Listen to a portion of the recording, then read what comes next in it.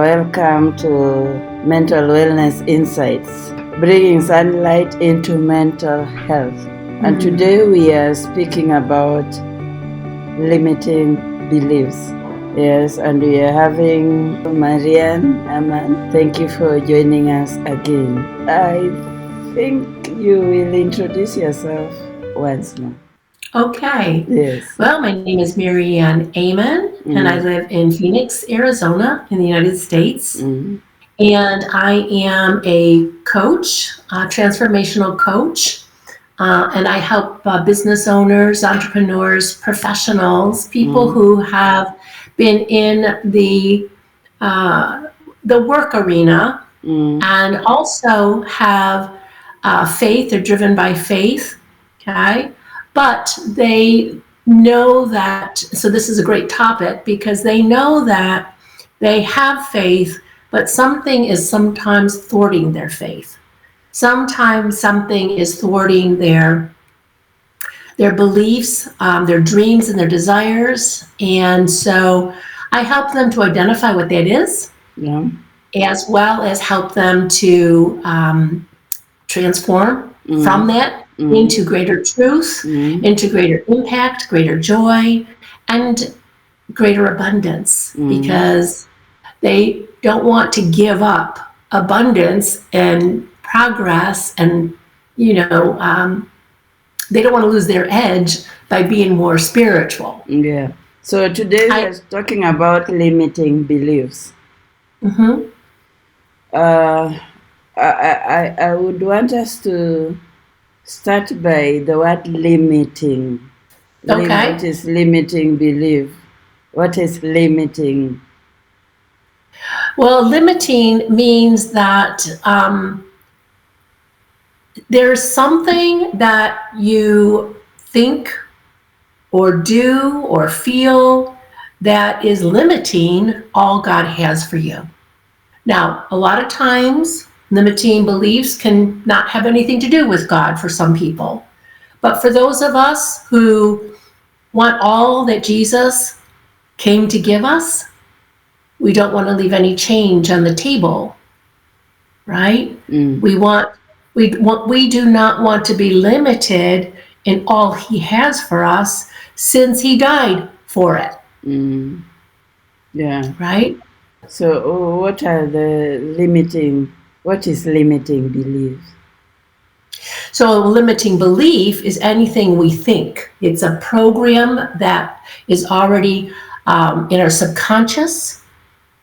A belief is a set of maybe rules or constructs or paradigms that actually have been formed maybe from an early age, and now they become embedded and a part of I don't want to say who we are, because our true self does not have limiting beliefs. Yeah. Okay? It's our false self, our ego, or our pre-programmed self that has the limiting beliefs. But they do control, the beliefs control, without even knowing it most of the time. They control how we act, our choices that we make, how we feel, and the results we get in life. So the limiting beliefs, they're beliefs that are embedded in our subconscious mind? Yes, most of the time. Now, sometimes it can be conscious, all right?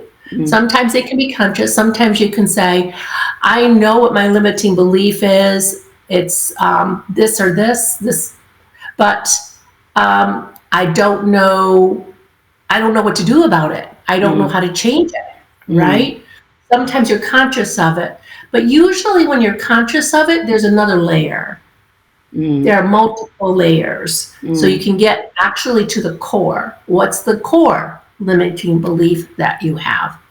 And that's often a challenge for people because it's very difficult to find out on your own. So how do these beliefs come into our system? And when does it start? It starts young. It starts very, very young. Yeah. It starts with the relationship and with your parents. And as much as your parents may love you and have the very best intentions for you, they can put their own fears and insecurities onto you that create insecurity in you, right?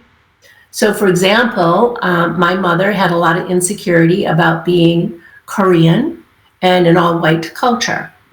So, with her feeling very insecure about her looks, like when she grew up in Hawaii, she was not insecure about her looks. But when we moved to Rochester, New York, she was very insecure about her looks because people looked at her differently. Because people looked at her as if she was strange, or, they were sometimes put off by her, afraid. Sometimes they were attracted to her. So what she got was all over the map as far as feedback.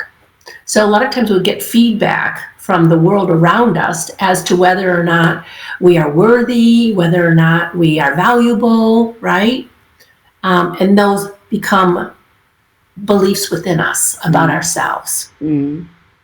Another thing that can happen, and I've seen this happen over and over again, if you are in a church, you grow up in a church. Yeah. And you grow up in a very strict upbringing, right? Very strict church. There's a lot of rules. Somebody's theology can actually hurt their dreams and keep them limited. So there has been a theology which is getting corrected over these years, but there was a theology that said that our works are like filthy rags, or we're unworthy to even tie his shoes, So there are certain things that are taken out of the Bible that people then feel low and unworthy.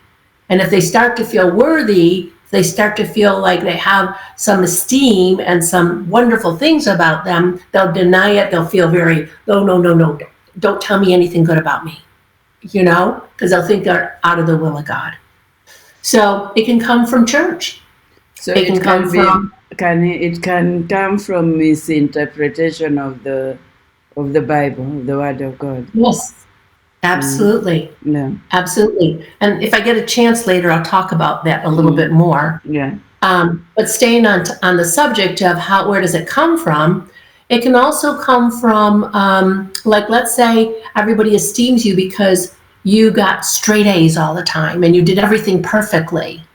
And you made all the best teams and did all the wonderful work. So you can start to believe that in order for me to succeed, in order for me to be valued, I have to be perfect.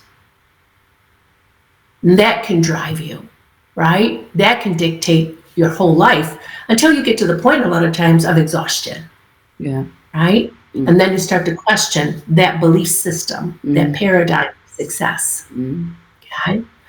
And another way, obviously, is if you've had trauma, if you've been abused and abandoned as a child, then you can develop the belief, even though consciously you might not think this, but you can develop the subconscious belief that says, I am worthy of being abandoned.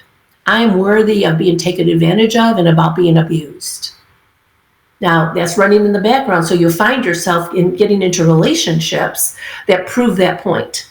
So, for example, what you are saying, then even when you get into a relationship, even when you are abused, it is like normal. Even when you say that, if you haven't done the inner work inside to get healed and to understand the truth of who you are at a deep level, then you can still find yourself like the water just flows in that direction, So it's good to recognize if you're in an abusive relationship, absolutely, right? Get out.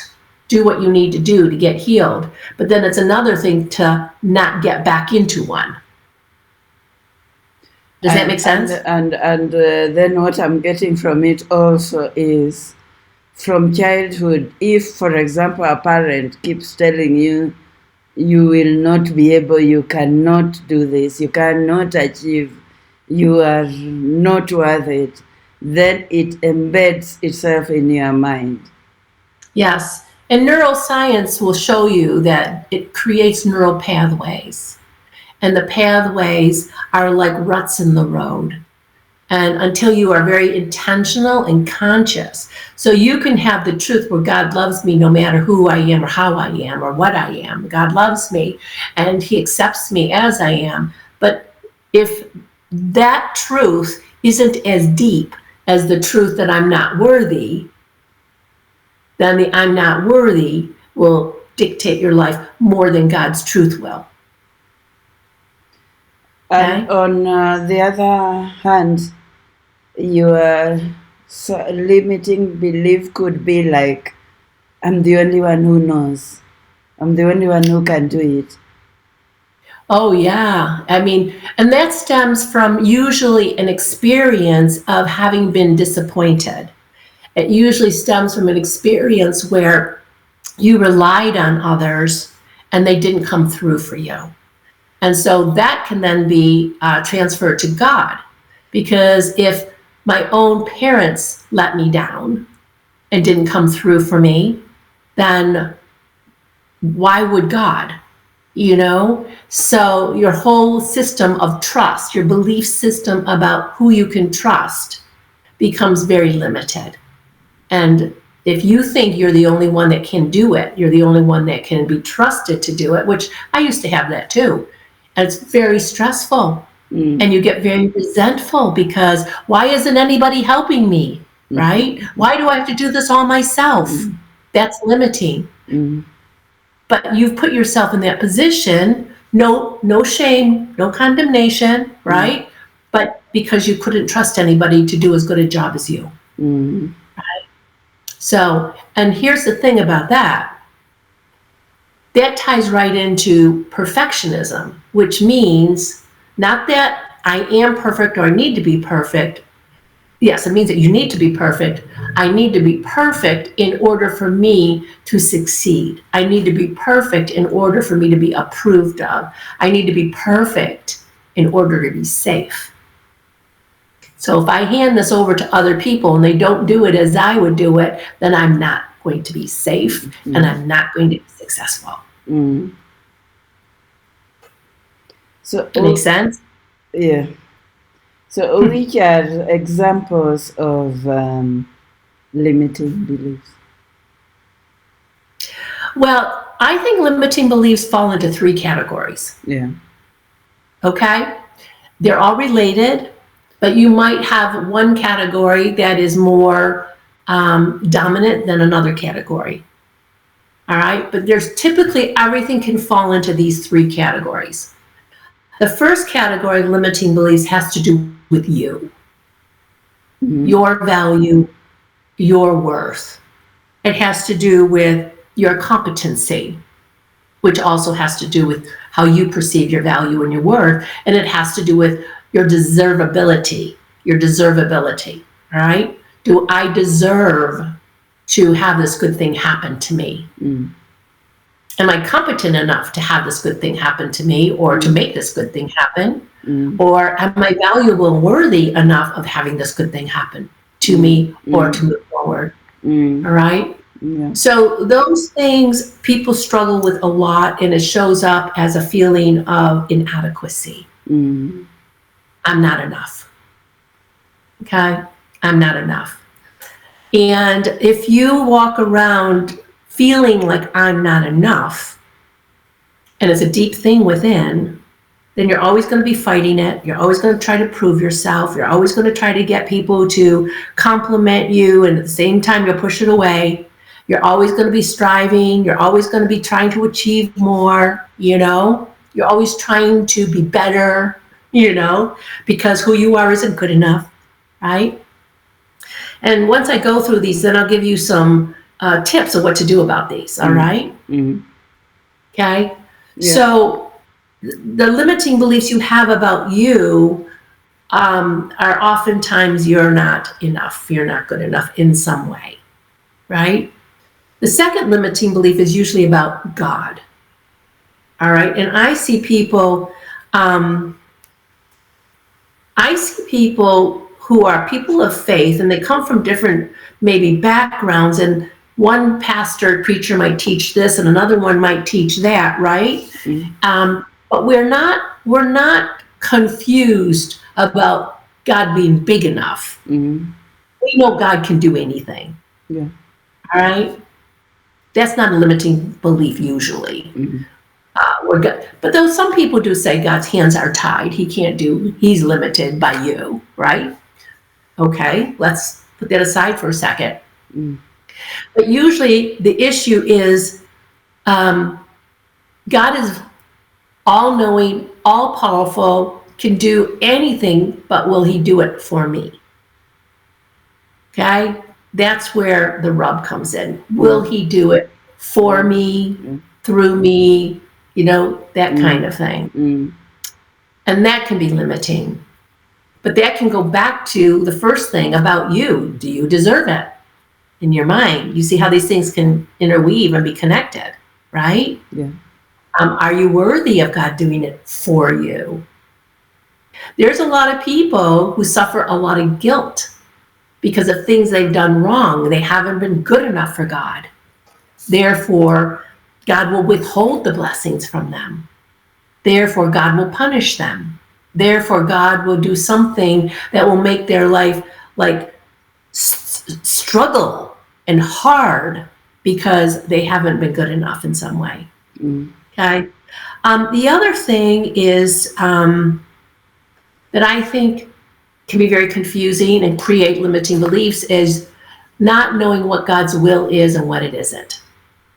So people get stuck a lot of times because they're like, I want this thing. I would love to do this thing. I would love to have this thing, but is it God's will for me? Mm.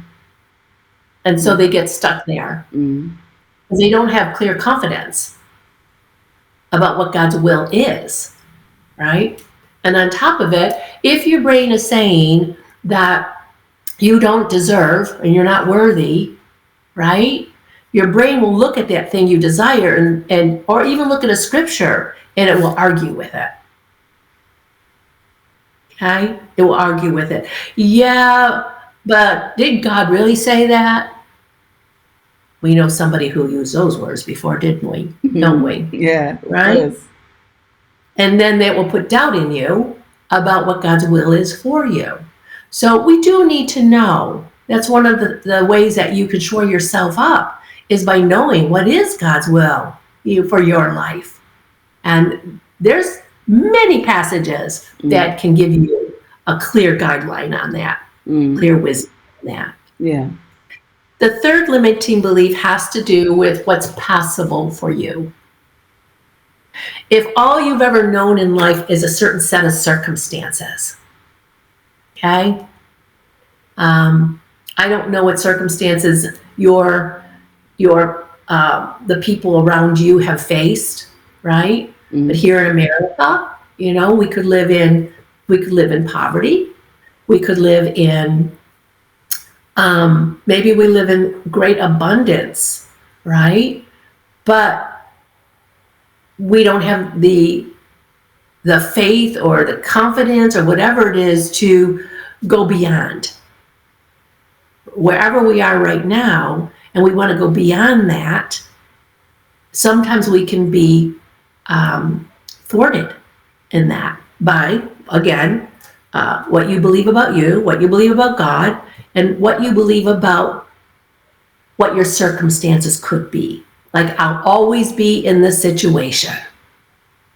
I was in the situation before. I keep having the same patterns repeated. I'm going to be in the same situation going forward. I might as well just give up. Okay? So those are the three areas I believe, limiting beliefs about you, limiting beliefs about God, and limiting beliefs about what's possible for you. Okay? So even when you hear a verse that says, with God, all things are possible. Right? Yeah. With man, it's impossible. With God, all things are possible. Yeah. You can hear that verse and you can yell, yay, yay, that's for me. But your brain is going to go, not so fast. Remember the time when you tried this and it didn't work out? Yeah. And it's going to throw back in your face failures, disappointments. Are you sure you want to go and do that again? remember how horrible that felt, you know? So your brain, the voices in your head will tell you those things, and you're going, oh, you're right. And it will completely dampen any inspiration. So the voices are resounding the experience that you've had before. Yes. And making them limit you to try to go beyond it. Absolutely. Absolutely. Yeah. Yeah. So, the next question, so the process really is, and I'm not sure if you're ready to jump into this, but how do we turn this around? Exactly. Okay. Exactly. And how do we turn this around without having a ton of therapy or without, getting just kind of like continuing praying and praying and praying, The first step really is, and you may need some help with this, you may need a coach or somebody who's experienced in mindset work, transformation work. You could do it yourself and with God alone, but I know for most people, it takes them a lot longer. It takes them a lot longer. Time gets wasted. You're getting older.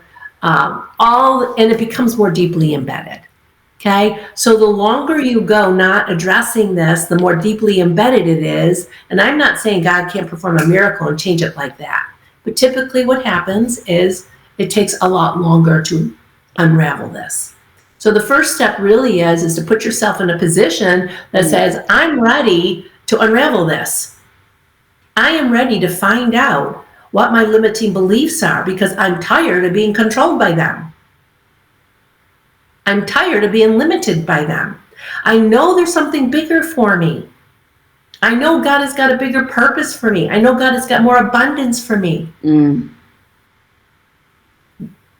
But it takes almost this revelation, this thought that says, and it's my beliefs that are holding me back. It's not my parents. It's not my circumstances. It's not people around me. They can make that harder, but that's not what's holding you back. It's your beliefs. Yeah. Okay?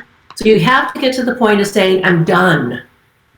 I'm done catering to this.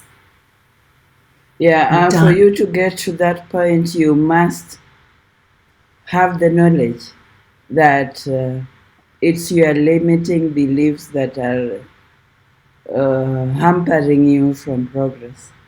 Yes, it is. And you may try a lot of things trying to fix it, right?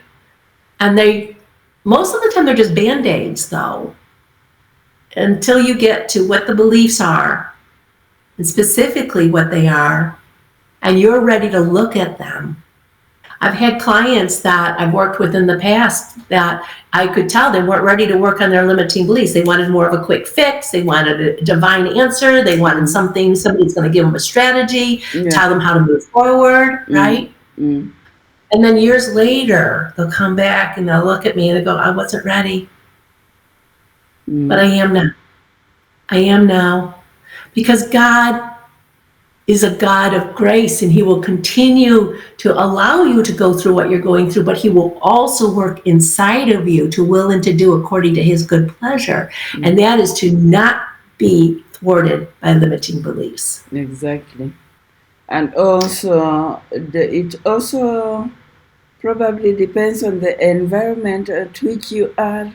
If you are surrounded by people who drum it on you that you cannot make it, that you are not made for that, yeah. Absolutely. But here's the thing. Yeah. Once you change your limiting beliefs, all right, and you start to really feel the difference inside of you, and you start to actually believe you are who God says you are, you believe that God can do in and through you what he says he can, and you can have what it is God says you can have. Once you really start embracing that, and I call those are lies that say you can't have it. Yeah. Those are lies that say you can't. You can't, you won't, all that. And I call that you have to love on the lie, and kiss it goodbye.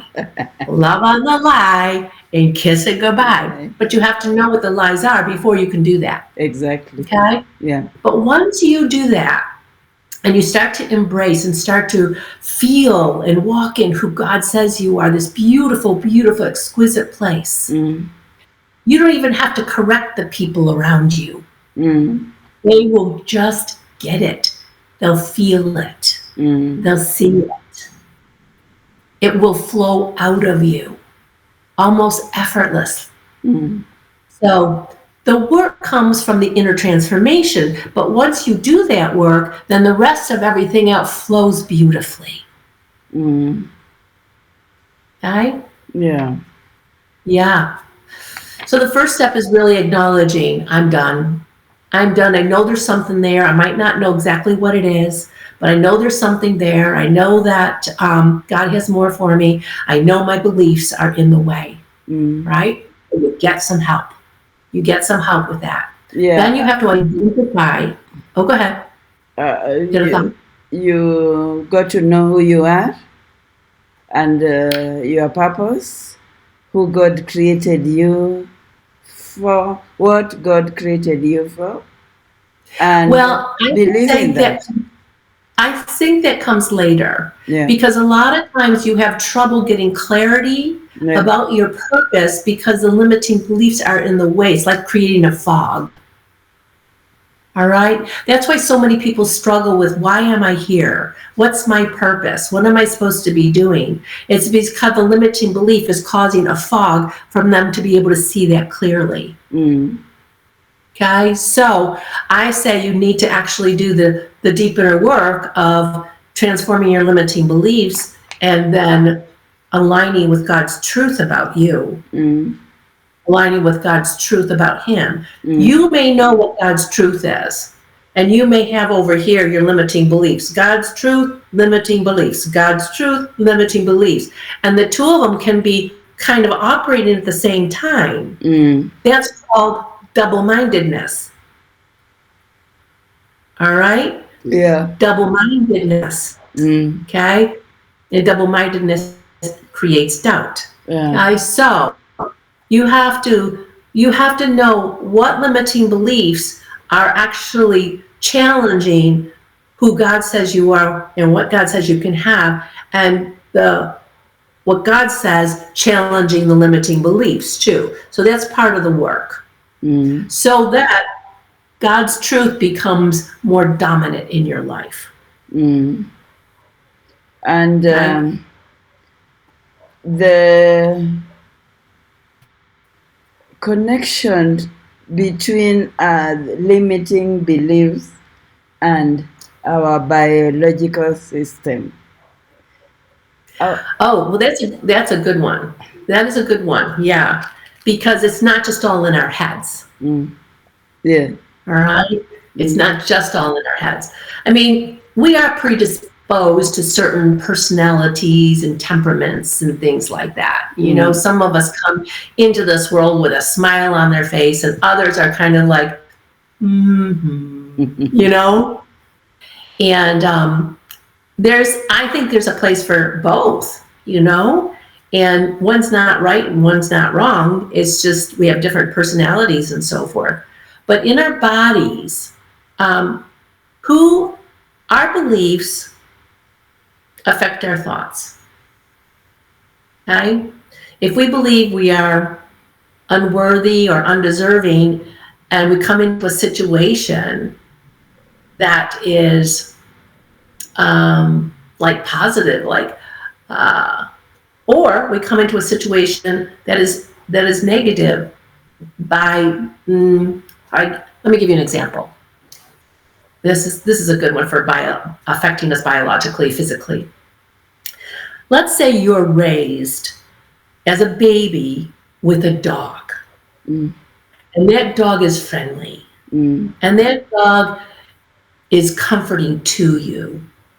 Our daughter loved our dog. We could put her against the dog and she would lie there and listen to the dog, feel the dog's fur, listen to the dog's breathing rhythm. It's a very comforting place. Well, What do you think is going to happen later on when she sees a dog? She's going to think, oh, she'll get excited. She'll want to touch the dog. She'll want to pet the dog. She's going to have positive thoughts towards that dog. What will happen in her body, in her feelings? She'll get excited and joyful and start jumping all around. That's the action. And then what's the result? If the dog is a decent dog, he's going to lick her. He's going to let her pet him. It's going to reinforce her positive view of a dog. Okay? So she's got the belief, dogs are good.